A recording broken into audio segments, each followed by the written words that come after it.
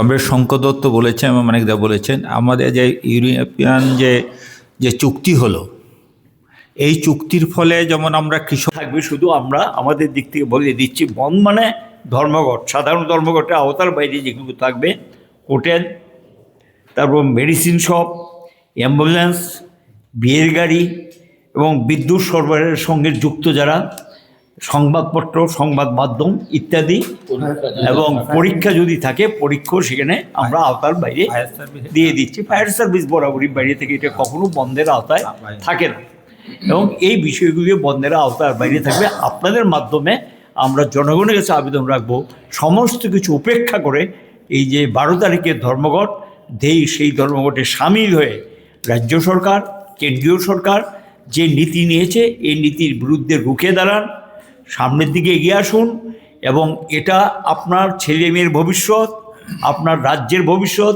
দেশের ভবিষ্যৎ, মানুষের ভবিষ্যৎ এটার উপরে নির্ভর করছে। এবং এই দায়িত্ব নিয়েই ট্রেড ইউনিয়ন এবং কৃষক সংগঠন সহ তারা রাস্তায় নেমে ধর্মটা আহ্বান করেছে। এটা জনগণের ধর্মঘটে পরিণত করুন, এই আবেদন আপনাদের মাধ্যমে রাখছি। বলবেন কি?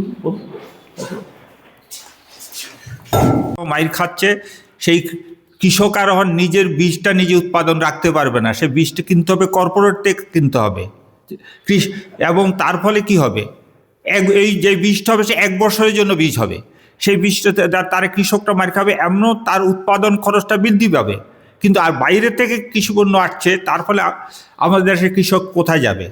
অর্থাৎ এই কৃষি ব্যবস্থাকে পুরো আমাদের ভারতবর্ষের ইতিহাসে যে 384 দিন কৃষকরা আন্দোলন করেছিল, রেকর্ড করেছিল, 800 মতন কৃষক শহীদ হয়েছেন। প্রধানমন্ত্রী কথা দিয়েছেন যে আইন উনি সব দাবি মেনেন, কিন্তু এখন দেখা যায় এর বিপরীত উনি নতুন কোনো আইন এনেছেন। যেমন শ্রমকোটে কি এখন নতুন স্থায়ী কোনো কর্মচারী নিয়োগ হবে না, তাদের পেনশন থাকবে না, তাদের জীবনে কোনো নিরাপত্তাই নেই, অস্থায়ী করবে। এবং মেয়েদের এখন রাত্র কাজ করতে হবে, শ্রমিক মালিক যদি মনে করে কাজ করতে হবে না তো ছাঁটাই করে দেবে, এবং তার যে এক্সট্রা যে কাজ করবে 12 ঘন্টা কাজ করবে, তার অতিরিক্ত বেতন কিন্তু সে পাবে না। এই অবস্থায় আমরা জনগণের কাছে আহ্বান করব, আসুন, এটা কারো আমাদের সংগঠনের নয়, এটা জনগণের স্বার্থে আমরা এই ধর্মঘট আহ্বান করেছি। এই ধর্মঘটে সফল করার জন্য আমরা সবার প্রতি আহ্বান রাখছি। যে কী কারণে আমরা দেশের ট্রেড ইউনিয়নগুলি, আমাদের রাজ্যের 5টা ট্রেড ইউনিয়ন এবং কৃষক, শ্রমিক, সমস্ত অংশের মানুষ মিলে আমরা এই 12 তারিখে এই ধর্মঘটে সামিল হয়েছি। এবং এটা অত্যন্ত মারাত্মক যে ধরনের শ্রম কোড কেন্দ্রীয় সরকার লাগু করার চেষ্টা করছে, তার ফলে আমাদের দেশের শ্রমিকরা ভীষণভাবে ক্ষতিগ্রস্ত হবে। এমনিতেই তাদের যে 8 ঘন্টা কাজ, 8 ঘন্টা বিশ্রাম, 8 ঘন্টা বিনোদনের যে ব্যবস্থা ছিল আমাদের দেশে, মে ডেতে একদিনের সবেতন ছুটি ঘোষিত ছিল, আজকে কেন্দ্রীয় সরকার, বিজেপি সরকার সেই ছুটিটা তুলে দিয়েছে। এটা সারা বিশ্বব্যাপী এই ছুটি ঘোষিত, অথচ আমাদের দেশের সরকার সেটা তুলে দিয়ে শ্রমিকদের 8 ঘন্টার জায়গায় 12 ঘন্টা 14 ঘন্টা কাজ করাচ্ছে। এটা অত্যন্ত মারাত্মক একটা বিষয়। এই শ্রমিকদের, কৃষকদের, সর্বোপরি ছাত্র, যুবক, সমস্ত অংশের মানুষের ভীষণভাবে ক্ষতি করার জন্যে এবারের বাজেটে তারা যেভাবে সংস্থা রেখেছে, সেই সংস্থানে আমাদের দেশের শিক্ষা ব্যবস্থা বেসরকারি হাতে চলে যাবে, আমাদের দেশের বিদ্যুৎ ব্যবস্থা বেসরকারি হাতে চলে যাবে, আমাদের দেশের যে রাষ্ট্রায়ত্ত সংস্থাগুলো, এগুলোকে তো অটোমেটিক্যালি তারা তুলে দিচ্ছে। আমেরিকার কাছে আমাদের দেশটাকে বিক্রি করে দেওয়ার একটা চক্রান্ত চলছে। যে মানিকদা বলেছেন, বাইরে থেকে আমাদের দেশে যারা ব্যবসা করতে আসবে, শুল্কবিহীন ব্যবসা আমেরিকা করবে, আর আমাদের দেশের লোকরা যখন বাইরে জিনিসপত্র বিক্রি করতে যাবে সেখানে শুল্ক দিতে হবে। এটা তো মারাত্মক বিষয়। তো এই কারণে আমরা সমস্ত অংশের জনগণ, ছাত্র, যুবক, মহিলা, নারী, পুরুষ, কর্মচারী এবং ব্যবসায়ী বন্ধুদের কাছে আমরা বিনীতভাবে অনুরোধ করব যে এই সরকারের আমলে আপনাদের ব্যবসা বাণিজ্য, জিএসটি এবং বিভিন্ন করারোপের ফলে ক্ষতিগ্রস্ত হচ্ছে, সাধারণ মানুষ ক্ষতিগ্রস্ত হচ্ছে, আপনারাও ক্ষতিগ্রস্ত হচ্ছেন। এই অবস্থায় আপনারাও দেশের মানুষের স্বার্থে আপনাদের এই দোকানপাট এগুলো বন্ধ রেখে এই বন্ধকে সর্বতোভাবে সফল করার জন্যে এগিয়ে আসবেন। এই আহ্বানটুকু আমরা ট্রেড ইউনিয়নগুলির পক্ষ থেকে রাখছি। সাংবাদিক বন্ধুদের স্বাগত জানাচ্ছি, শুভেচ্ছা জানাচ্ছি। আমরা রাজ্যের যারা কেন্দ্রীয় ট্রেড ইউনিয়নের বামপন্থী ট্রেড ইউনিয়নগুলো আছে, তারা আজকে এখানে 5টি ট্রেড ইউনিয়নের পক্ষ থেকে আমরা এখানে মিলিত হয়েছি। আমরা সারা ভারতবর্ষে আগামী 12ই ফেব্রুয়ারি দেশব্যাপী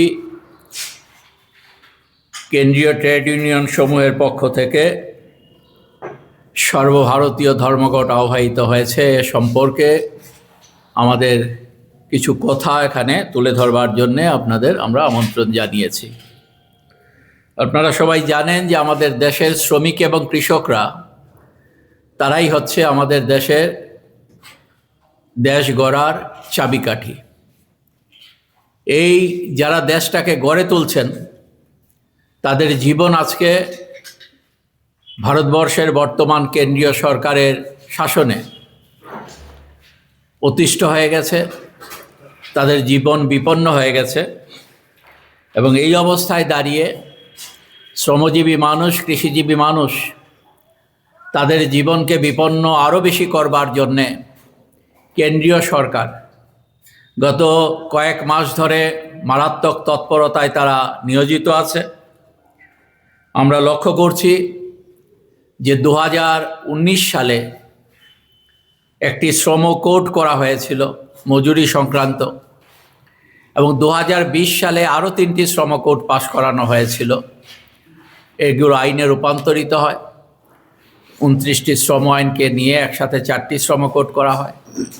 আমরা দেখছি এই শ্রম কোড যদি 1 এপ্রিল থেকে তারা ঘোষণা করেছে কার্যকর করবে, তাহলে পর ভারতবর্ষের শ্রমজীবী মানুষ যারা শতাধিক বছরের উপর লড়াই করে অধিকার আদায় করেছিলেন, শাসকদের কাছ থেকে দাবিগুলো সেখানে ছিনিয়ে আনতে পেরেছিলেন, অনেক আইন প্রণয়ন করতে বাধ্য করেছিলেন শাসকদের, সেই জায়গায় আবার তারা শ্রমদাসে রূপান্তরিত হবে, কৃতদাসে রূপান্তরিত হবে। এই অবস্থায় দাঁড়িয়ে ভারতবর্ষের শ্রমজীবী মানুষ কেন্দ্রীয় সরকারের এই আক্রমণকে মেনে নিতে পারেন না, এবং এর জন্যে তারা এটাকে মোকাবেলা করার প্রশ্নে আগামী 12ই ফেব্রুয়ারি ধর্মঘট আহ্বান করেছেন।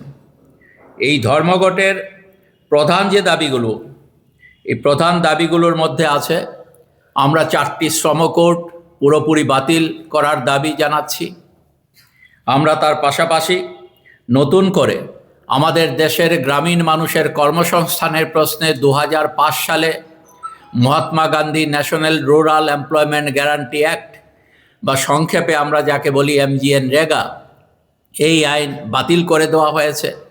এই আইন বাতিল করার পর নতুন করে একটি VBG গ্রামজি অ্যাক্ট VB-GRAM-G অ্যাক্ট 2025 সেখানে পাশ করানো হয়েছে। নতুন আরেকটা আইন পাশ করানো হয়েছে আমাদের দেশের যে আণবিক সম্পদ, সেই আণবিক সম্পদকে বেসরকারি হাতে দেবার জন্যে দ্য শান্তি অ্যাক্ট সংক্ষেপে তারা নাম দিয়েছে, এগুলো পাশ করানো হয়েছে।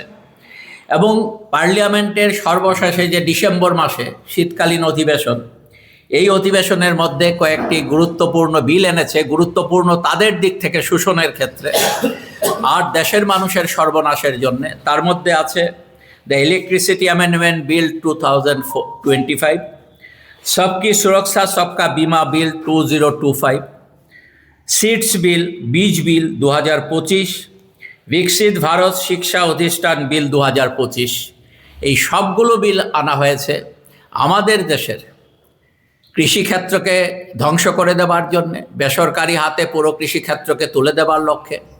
আমাদের ইলেকট্রিসিটি অ্যামেন্ডমেন্ট বিল আনা হয়েছে আমাদের দেশে যারা কৃষির সাথে যুক্ত মানুষরা আছেন, ক্ষুদ্র শিল্পের সাথে যে যুক্ত যে মানুষরা আছেন, এবং ব্যক্তিগতভাবে যারা গরিব মানুষ বিদ্যুৎ ব্যবহার করেন, তাদের সকলের সর্বনাশের জন্যে এই ইলেকট্রিসিটি অ্যামেন্ডমেন্ট বিল সেখানে আনা হয়েছে।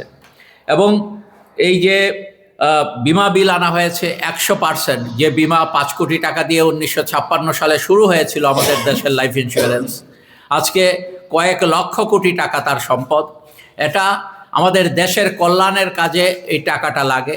এই টাকা বিদেশি এবং দেশীয় যারা আমাদের কর্পোরেট সংস্থার সাথে যুক্ত আছেন, তাদের হাতে এই সমস্ত টাকাটা দেশের মানুষের টাকা তুলে দেওয়ার জন্যে এই বিমা বিল সেখানে আনা হয়েছে। এবং এই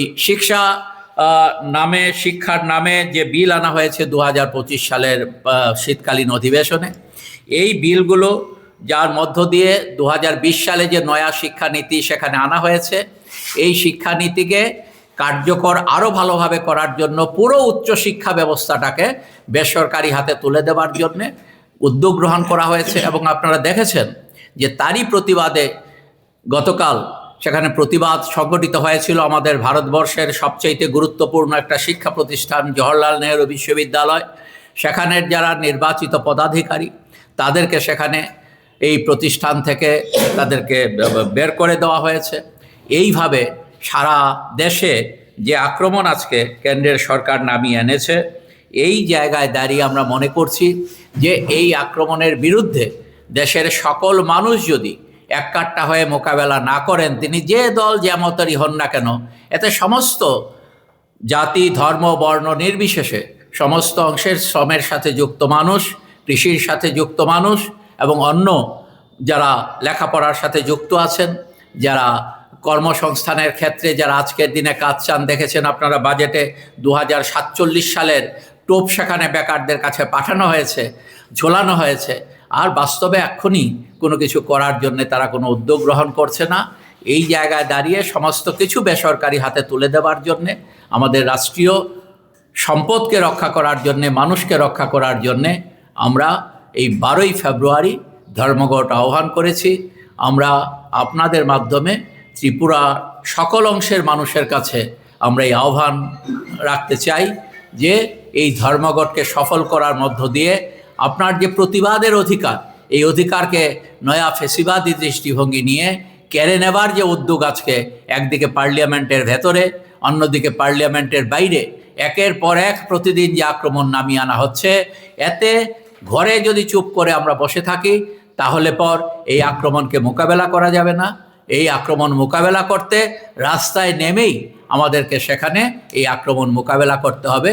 তার জন্য আসুন আমার আপনার সকলের জীবন জীবিকা রক্ষার জন্যে আগামী 12ই ফেব্রুয়ারি প্রতিবাদ ধ্বনিত করার মধ্য দিয়ে সারা ভারতব্যাপী আওয়াজ আজকে যেটা উঠেছে, সে আওয়াজকে আরও বেশি সোচ্চারিত করবার জন্যে 12ই ফেব্রুয়ারি ধর্মঘটের মধ্য দিয়ে আপনারা সকলে এগিয়ে আসবেন রাজ্যের মানুষের কাছে। এই আহ্বান আমরা 5টি কেন্দ্রীয় বামপন্থী ট্রেড ইউনিয়নের পক্ষ থেকে এখানে রাখছি।